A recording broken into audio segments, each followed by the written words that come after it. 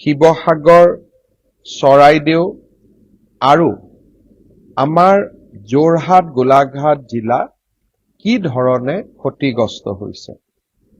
এই চাৰিওখন জিলাৰ 19টা ৰাজহ চক্ৰই এই বানাক্ৰান্ত বা বান আক্ৰান্ত হৈছে আৰু স্বাভাৱিকভাৱে 19টা ৰেভিনিউ চাৰ্কুলৰ 1040খন গাঁৱক বানপানীয়ে আক্ৰমণ কৰিছে।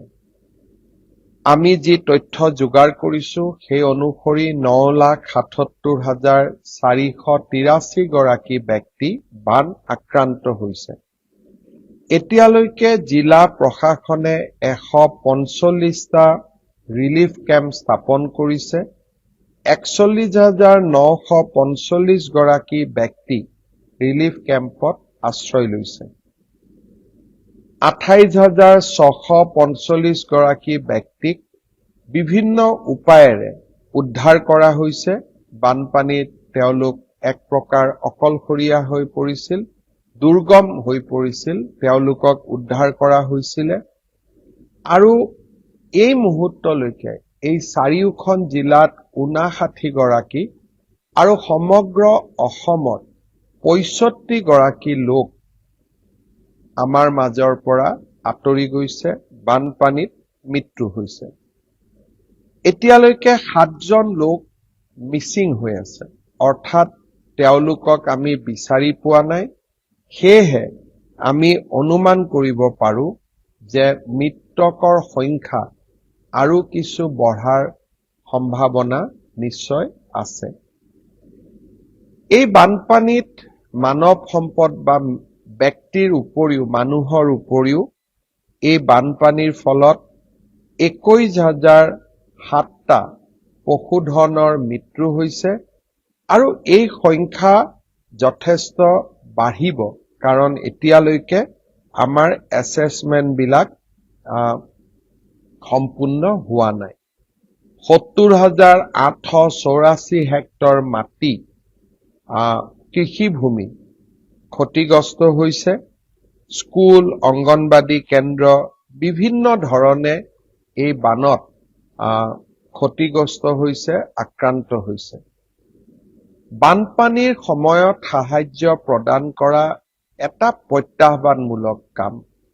পানীয়ে ৰাস্তাৰ বিচ্ছিন্ন কৰে, দলং ভাঙে আৰু প্ৰশাসনে প্ৰচেষ্টা কৰে যাতে দুখৰ দিনত যেনে তেনে আমি ৰাইজৰ ওচৰলৈ যাব পাৰো ৰিলিফ সামগ্ৰী লৈ। প্ৰথম অৱস্থাত আমি বানপানীৰ খবৰ পোৱাৰ পিছৰে পৰা 14,400 কুইণ্টল চাউল, 2,734 কুইণ্টল দালি, 58,967 লিটাৰ মিঠাতেলকে ধৰি বিভিন্ন সামগ্ৰী আমি যোগান ধৰিছিলো।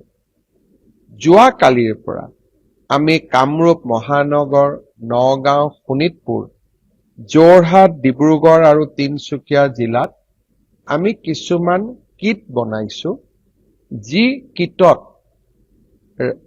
চাউল আছে, দালি আছে, মাষ্টাৰ্ড অইল আছে, নিমখ আছে, কেণ্ডেল আছে।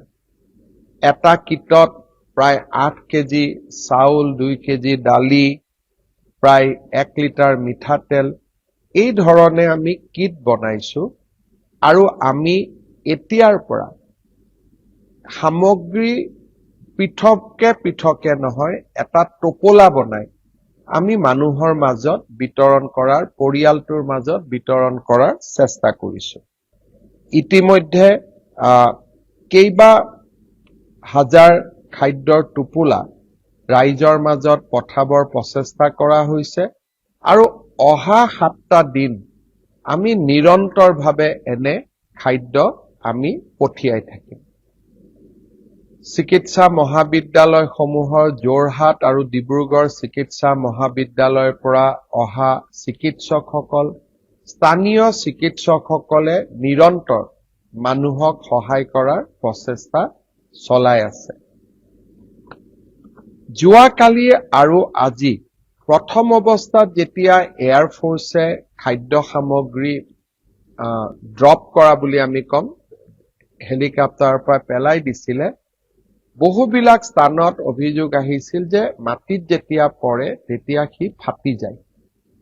যোৱাকালি মই শ্বিলঙত থকা এয়াৰফৰ্চৰ ইষ্টাৰ্ণ কামাণ্ডৰ যিগৰাকী GOC তেখেতৰ লগত মই কথা পাতিছিলো। তাৰ পিছত আমি এটা নতুন প্ৰক্ৰিয়াৰে খাদ্য সামগ্ৰীসমূহ ড্ৰপ কৰাৰ চেষ্টা কৰিছিলো। যোৱাকালি নাজিৰা আৰু আজি শিৱসাগৰৰ দুৰ্গম অঞ্চলত আমি সফলতাৰে খাদ্য সামগ্ৰী প্ৰেৰণ কৰিবলৈ বা এয়াৰফৰ্চে ড্ৰপ কৰিবলৈ সক্ষম হৈছে। ভাৰতবৰ্ষৰ প্ৰধানমন্ত্ৰী নৰেন্দ্ৰ মোদী ডাঙৰীয়া বানপানীৰ সম্পৰ্কত যোৱাকালি মোৰ লগত কথা পাতিছিল আৰু কেন্দ্ৰীয় গৃহমন্ত্ৰী ডাঙৰীয়াই মোৰ লগত সম্পৰ্ক ৰক্ষা কৰি আছে।